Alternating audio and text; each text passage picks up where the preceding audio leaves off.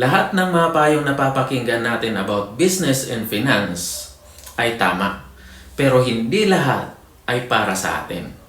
Yan ang hindi naiintindihan ng karamihan. Kaya maraming nakikinig ng mga payo online, tapos ina-apply sa kanilang sarili, tapos nung hindi gumana, nung nagkibaltang, nung pumalpak, wala na. Sinisisi na, binabash na yung taong nagbigay ng payo sa kanya. Kung ano-ano nang sinasabi para manira. Lahat tayo, hindi tayo magkakaparehas. May mga empleyado, may mga negosyante. Ang payo sa mga empleyado, iba sa payo sa mga negosyante. Halimbawa, yung payong pag-iipon. Hindi payo para sa mga negosyante ang mag-ipon. Ito ay payo para sa mga nag-empleyado. Kasi wala silang time magpaikot ng pera. Kaya yung iba, empleyado sila tapos nakikinig sila ng payo para sa mga negosyante tapos ina-apply nila sa kanilang sarili. Tapos nung pumalpak, wala na, naninisi na. Tapos eto rin namang negosyante, nakikinig ng mga payong para sa mga empleyado, tapos nagtataka kung bakit hindi gumagana yung payo sa kanyang negosyo. Iba naman kasi yung pinakinggan niya eh. Payo naman kasi sa mga ibang hanay ng mga tao yung pinakinggan niya. Hindi yung mga payo na para sa kanyang hanay. At halimbawa dito tayo sa pagninegosyo, lahat din ng payo sa negosyo, hindi rin para sa lahat ng mga negosyante yan.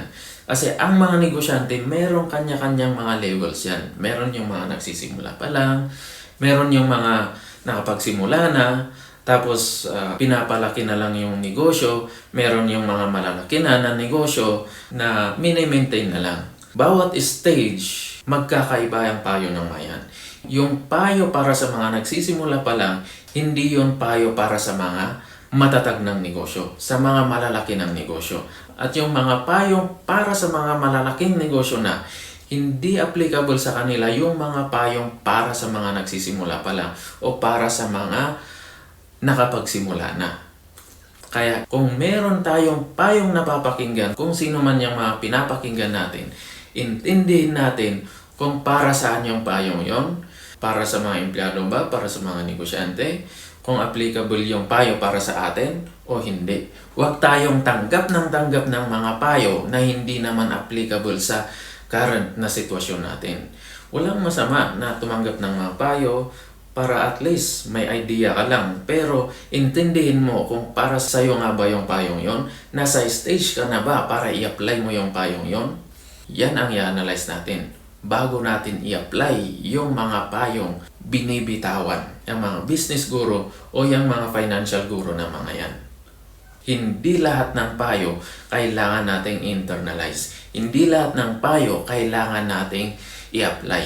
I-apply lang natin kung ano yung applicable sa ating sitwasyon at internalize lang natin yung mga payong applicable sa atin.